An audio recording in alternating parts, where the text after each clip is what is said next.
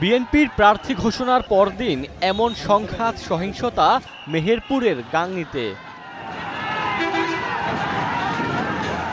দুপক্ষের ধাওয়া পাল্টা ধাওয়া, সাথে ইটপাটকেল নিক্ষেপ। রণক্ষেত্র গাংনী পৌরসভা। মেহেরপুর ১ আসনে বিএনপি মনোনীত প্রার্থী আমজাদ হোসেন সকালে তার কার্যালয়ে হামলা ভাঙচুর করা হয়।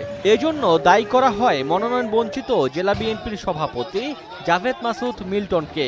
এরই জেরে বেঁধে যায় দুপক্ষের সংঘর্ষ।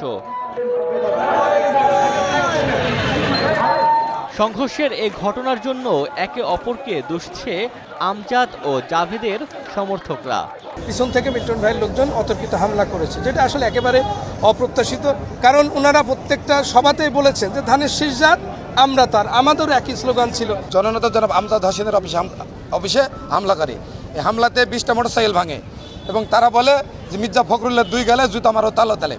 সেই হিসেবে আমাদের দলের মহাসচিব, তাকে অবশ্যই আমাদের সম্মান দেওয়া লাগবে। জাভেদ মাসুদ মিল্টনকে মনোনয়ন দেওয়া হোক, আমরা রাজপথ ছাড়ব না। যারা এই ঘটনা ঘটাইছেন এবং যার নেতৃত্বে ঘটাইছেন তারা কাণ্ডজ্ঞানহীন, রাজনৈতিক মানুষ না আপনারা। ঘণ্টাব্যাপী চলা সংঘর্ষে 2 গণমাধ্যম কর্মীসহ আহত হন অন্তত 12 জন। পরে পরিস্থিতি নিয়ন্ত্রণে আনে আইন শৃঙ্খলা বাহিনী।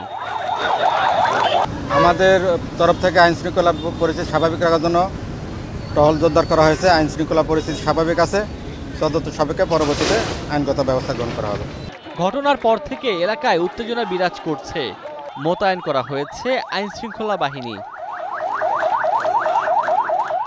Desk report, star news.